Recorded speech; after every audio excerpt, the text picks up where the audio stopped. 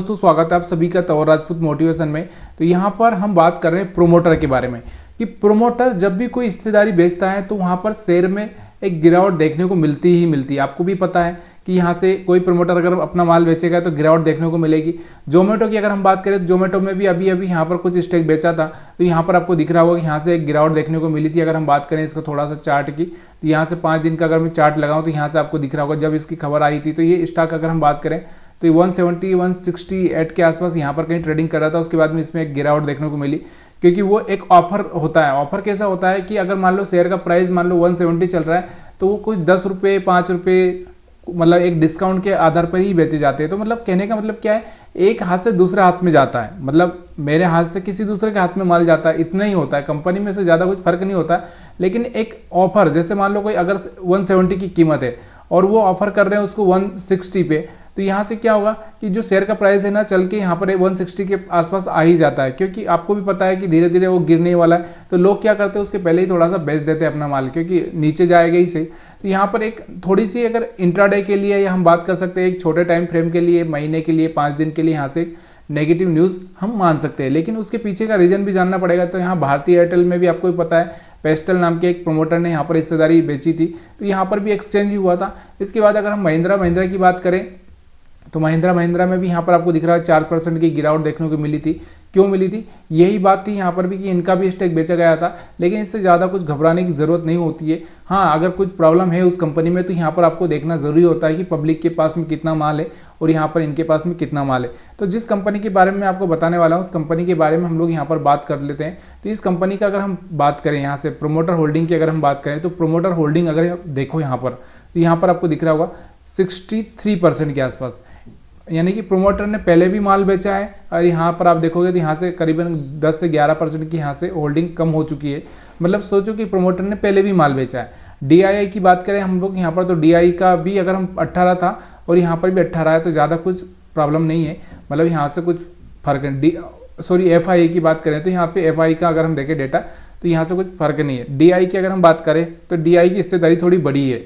Public के पास कितना माल है, 3 से 4% के आसपास, 3.5% के आसपास, मतलब यहाँ से कोई प्रॉब्लम नहीं है। कंपनी में अगर हम बात करें तो यहाँ से कुछ ज़्यादा कुछ खास घबराने की ज़रूरत नहीं है।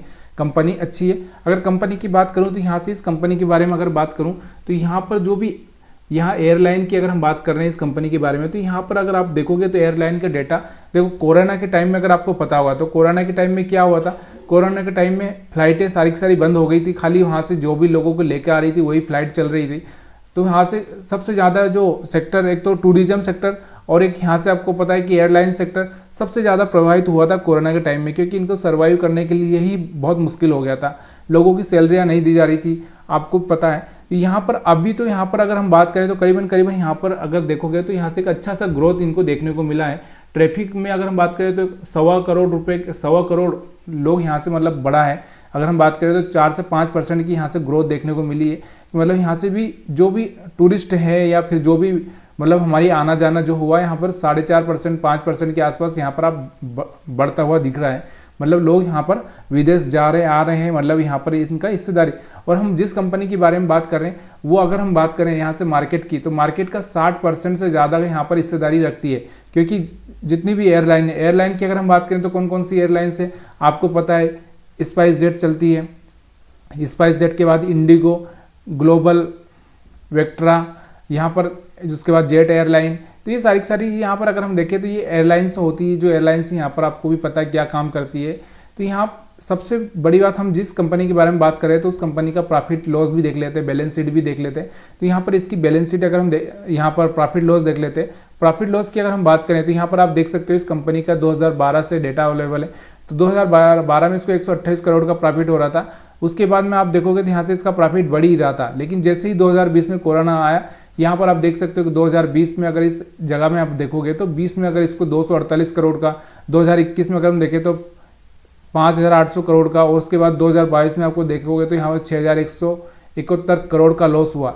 मतलब कहने का मतलब क्या है, यहाँ से 23 में भी यहाँ पर लॉस हुआ। लेकिन अभी जाके यहाँ से अगर हम बात करें तो यहाँ से अभी इसमें इस साल में 23 में भी लॉस हुआ था। लेकिन अब हम बात करें इसके जो लास्ट क्वार्टर की अगर हम बात करें तो लास्ट 2-3 क्वार्टर अगर हम देखें तो यहाँ से 2022 से अगर देखोगे तो 1400, 900, 3000, तो यहाँ से प्रॉफिट होना चालू हुआ है, यहाँ से 2022 दिसंबर से चालू हुआ है, तो 2023 जून इसमें भी प्रॉफिट हुआ है। मतलब कहने का मतलब क्या है, 2022 के ही बाद प्रॉफिट चालू हुआ है। तो पहले तो ये कंपनी पूरी तरह से डूबने की कगार पे आ चुकी थी, लेकिन 60% की हिस्सेदारी रखती है ये। 60% मतलब बहुत होता है। मार्केट शेयर अगर 60% है, मतलब कोई कॉम्पिटिटर है ही नहीं अभी इसका।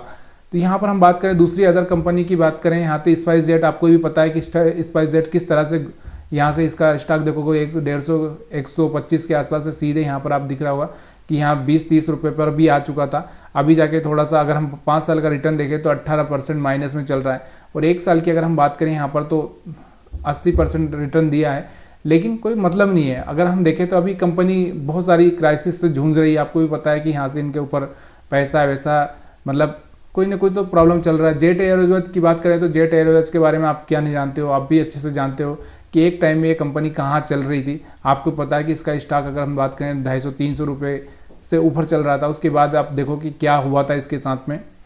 सारी अगर पुरानी डिटेल अगर आप जाओगे तो यहाँ से आपको बहुत सारी चीज़ें मिलेगी। लेकिन हम बात कर रहे हैं इस कंपनी के बारे में, तो उस कंपनी के बारे में आपको बता दूँ कि हम बात करें इंटरग्लोब एविएशन यानी कि इंडिगो के बारे में। तो इंडिगो अगर हम बात करें तो यहाँ से 60% की हिस्सेदारी रखती है। उसके बाद में यहाँ देखें तो यहाँ पर एक रिटर्न देखें तो यहाँ से 5 साल का रिटर्न देखें तो यहाँ से करीबन 140% के आसपास है, और 1 साल का रिटर्न देखें हम लोग यहाँ पर तो यहाँ से आपको दिख रहा होगा कि 1 साल का रिटर्न अगर हम देखें 64% के, मतलब कंपनी में कोई प्रॉब्लम नहीं है। हाँ, शेयर होल्डर के पास भी यहाँ पर एक अच्छा सा मतलब जो भी प्रोमोटर है उसके पास भी एक अच्छा सा स्टेक है।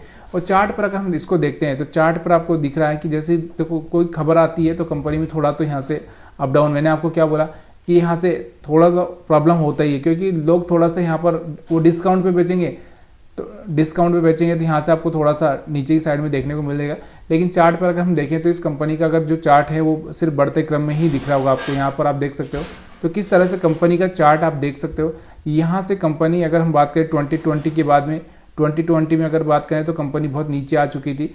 तो कहाँ पर आ चुका था 2020 में इसका स्टॉक अगर हम बात करें तो 700-800 रुपये के आसपास आ चुका था, 750 के आसपास। उसके बाद में कंपनी वापस से यहाँ पर आप देखो 3200 के आसपास, यहाँ से 3100 के आसपास अभी तो यहाँ पर प्राइस चल रहा है। तो यहाँ पर इसने बहुत बड़ा एक हाई भी लगाया हुआ है। तो यहाँ से आपको दिख रहा होगा 4-5 गुना यहाँ से आराम से इसने कर ही दिया है पैसा। और यहाँ से अगर इसका पुराना भी चार्ट आप देखना चाहोगे तो यहाँ से एक अच्छा सा मोमेंटम देखने को मिल रहा है कंपनी में, मतलब कंपनी में कोई प्रॉब्लम नहीं है। लेकिन कहने का मतलब क्या है कि अगर आप बाइंग करना चाहते हैं तो यहाँ से आप किस पर्पज़ के लिए बाइंग करना चाहते हैं, किस इन्वेस्टमेंट के हिसाब से बाइंग करना चाहते हैं, कि या फिर आप यहाँ पर इसको होल्ड करना चाहते हैं, तो उसके हिसाब से आपको यहाँ पर देखना पड़ेगा। तो यहाँ पर आप देख सकते हो इस कंपनी के बारे में। तो यहाँ से मंथली चार्ट तो कहीं ना कहीं आपको दिख ही रहा होगा कि यहाँ से हायर हाई ब्रेक कर ही जा रहा है। तो यहाँ से आप इन्वेस्टमेंट के हिसाब से कोई प्रॉब्लम नहीं है। लेकिन हाँ, अगर आप ट्रेडिंग पर्पज़ के हिसाब से बाइंग सेलिंग करना चाहते हैं तो वो एक अलग बात होती है, क्योंकि और यहाँ पर यही होता है कि ट्रेडिंग के हिसाब से ही ये जो खबरें आती है वो सिर्फ ट्रेडिंग के हिसाब से ही रहती है। यहाँ पर कोई इतना बड़ा कोई खबर नहीं होता है कि खाली आप यहाँ पर ये कि यहाँ से वो बेच के जा रहा है तो मतलब आप भी यहाँ पर बेच दो माल अपना, ऐसा नहीं होता है कि क्योंकि ये खाली एक हाथ से दूसरे हाथ में चेंजेस होता है। उसके बाद में अगर हम बात करें यहाँ पर इसकी जो खबर है, यहाँ पर आप देख सकते हैं, इसकी खबर मैं आपको दिखाई देता हूँ। तो यहाँ पर अगर इसकी इंडिगो की खबर आप देखना चाहते हो तो यहाँ पर सारी खबर आपको मिल ही जाती है कि भाई क्या चल रहा है, कितना % हिस्सेदारी बेचेंगे, कितना नहीं बेचेंगे। यहाँ से आप देख सकते हो कि इंडिगो की अगर हम बात करें तो इंडिगो को founder Rakesh Gangwal sell 3.3 stake in InterGlobal aviation. तो यहाँ से अगर ये क्या कर रहे हैं 3.3, अभी जो थोड़ी सी खबर ये आ रही है कि इन्होंने अपना स्टेक और भी बढ़ा दिया, 5.8 के आसपास ये बेचना चाह रहे हैं, ऐसा पता चल रहा है, ऐसी खबरें आ रही है। देखिए अभी एक्चुअल में डील तो हुई नहीं है, जब भी ये डील होगी तो यहाँ पर आपको पता चल ही जाएगा कि करीबन ये अपना 6,600 करोड़, समझ में आ रहा होगा आपको कितना रुपये जुटाना चाह रहे हैं, 6,600 करोड़, मतलब आप समझ सकते हो एक अच्छा सा अमाउंट यहाँ से जुटाना चाह रहे हैं, बेचकर यहाँ से एक अच्छा सा पैसा यहाँ से। और कोई भी प्रोमोटर हो, कोई भी हो, तो वो अपना देखो बेचना तो बेचना नहीं बेचना उसके अपने हाथ में है।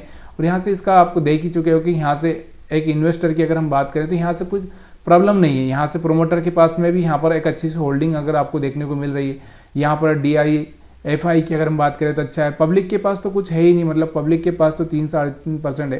तो इसके हिसाब से कंपनी में कोई भी प्रॉब्लम नहीं हो सकती है। खाली इंट्राडे के हिसाब से आप यहाँ पर ये प्लानिंग अगर सोच रहे हैं तो कर सकते हैं। अभी हम बात करते हैं कि यहाँ पर अगर इस सेक्टर में कौन कौन सी कंपनी है। यहाँ से आपको पता है ग्लोबल वेक्ट्रा है, उसके बाद में अगर एयरलाइन इंटर ग्लोब एविएशन जिसके बारे में बात करें, जेट एयरवेज, तो ये 3-4 कंपनियाँ यहाँ से एयरलाइन चलाती है। यहाँ पर जो लिस्टेड है, लिस्टेड वाली हम बात कर रहे हैं, तो लिस्टेड जो कंपनियाँ हैं यहाँ से 3 ही कंपनियाँ जिसमें से आपको पता है कि इसका शेयर कितना है। अगर हम बात करें यहाँ पर इसका, और भी यहाँ से इसके कॉम्पिटिटर की अगर हम बात करें तो यहाँ से इसके पीयर्स की अगर हम बात करें तो यहाँ से आपको दिख रहा होगा पीयर्स में यहाँ से स्पाइस जेट है, टाटा इंटरप्राइजेस है, जेट एयरवेज है, ग्लोबल वेक्ट्रा है। तो यहाँ से आप इसके पी को देखोगे, इसका 16 का पी है, इसका 25 का है, इसका 32 का है। तो यहाँ से भी आप पी के हिसाब से भी यहाँ पर ये कंपनी आपको थोड़ी सस्ती ही दिखाई दे रही है। मार्केट कैपिटल की अगर हम बात करें तो यहाँ से एक मार्केट कैपिटल आपको पता है कि 1 लाख से ऊपर 1,20,000 के आसपास यहाँ से मार्केट कैपिटल है। इनकी सेल से भी यहाँ पर नंबर 1 पर है ये कंपनी, आपको भी पता है कि नंबर 1 पर कंपनी है। उसके बाद में स्पाइस जेट आती है, उसके बाद में बाकी चीज़ें यहाँ पर आपको देखने को मिल रही है। तो कंपनी में कोई प्रॉब्लम नहीं है, अगर आप चाहते हैं तो यहाँ पर इसमें डरने की बात नहीं है। वीडियो देखने के लिए आप सभी का बहुत बहुत धन्यवाद। वीडियो अच्छा लगा हो तो लाइक शेयर कमेंट करना मत भूलिए।